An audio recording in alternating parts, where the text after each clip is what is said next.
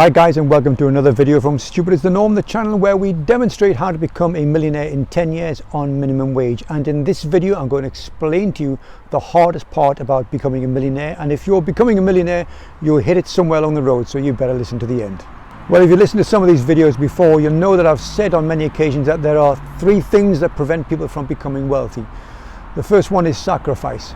You have to change your life massively if you want to do it in 10 years. Everything you're doing right now isn't working, so pretty much everything has to change, and that's why most people don't become millionaires, because they're not prepared to take the sacrifice, or make the sacrifices rather.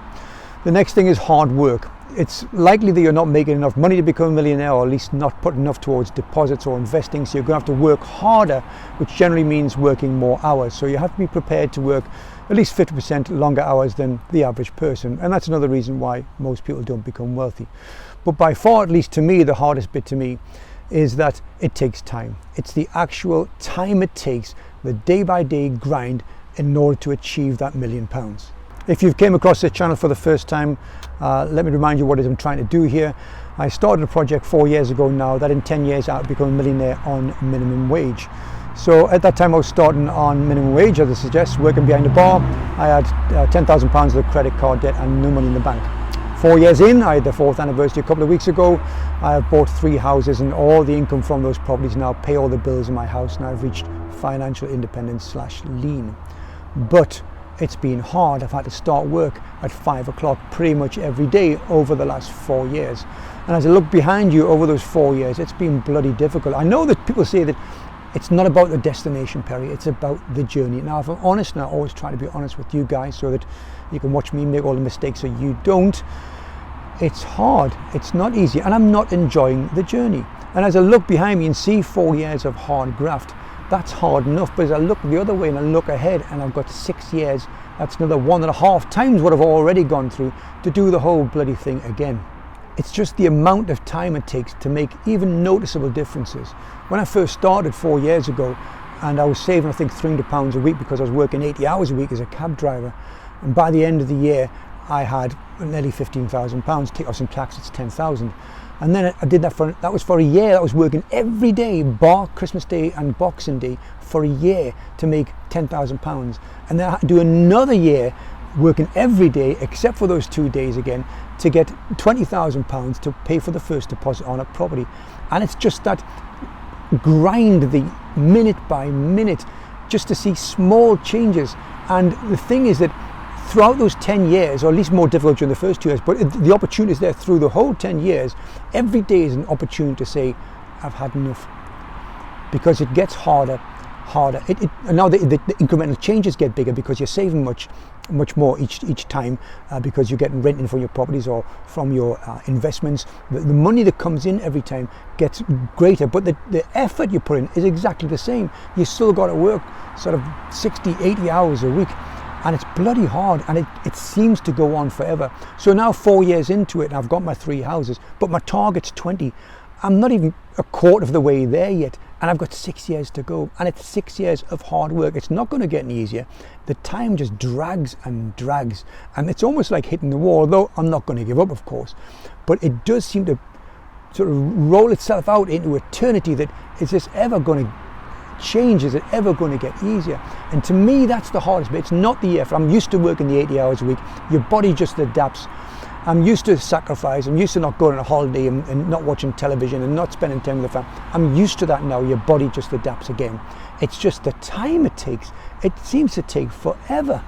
But you know, there's no way of avoiding the time. You have to put the time in.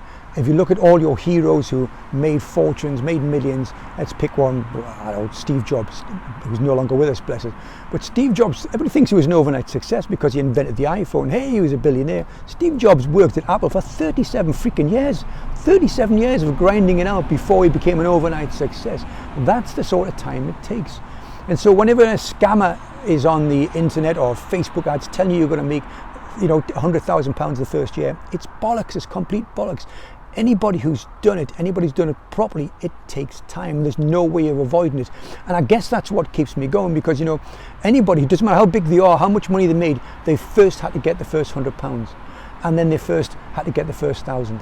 And the first 10,000. And the first 100,000. And so on. None of them went from 0 to £1 million, they all had to take one step at a time, and that took time. Now, if I look forward 6 years in the future to my last year, my 10th year, I calculate, because the income from the properties I've had up to then will be about £8,000 a month, and I'll be refinancing properties as I go. So I think in that last year there's probably about 10,000, maybe more of income coming in. So I'll be buying 5 or 6 properties in that last year alone. And so it's a huge amount to buy, but that's 6 years time. But know this, although I'm buying 6 in my last year, probably I wouldn't have been able to afford any of them if I hadn't bought the first one, if I hadn't took the first step 4 years ago, or 10 years ago if it's my 10th year, if I hadn't taken that first step of working too hard, 2 years to get the money for the first deposit and then buying the first property. If I hadn't taken the baby steps, if I hadn't put the time in, I would never have bought the 20th one in 10 years time. And that's what's keeping me going. The fact that I've taken the little steps and not giving up now, because that would have wasted the last 4 years. I'm going to keep adding to it, keep compounding to the time and the effort and the hard work in order to get my 20th property in 6 years. I'm aware that the video so far has been a bit of a whinge, but it's not meant to be that way. I'm not a whiner by nature. I'm just somebody who generally comes across adversity the same as everyone else does, but I just suck it up and put my head down and keep on moving forward.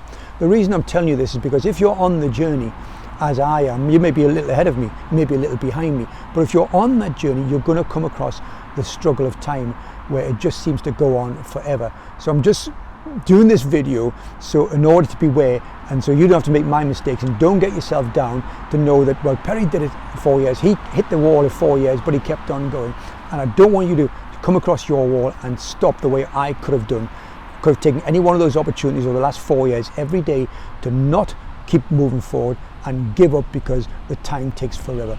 But keep on going, guys. Keep pushing forward, keep struggling, and put the time in. Don't be stupid and don't be normal.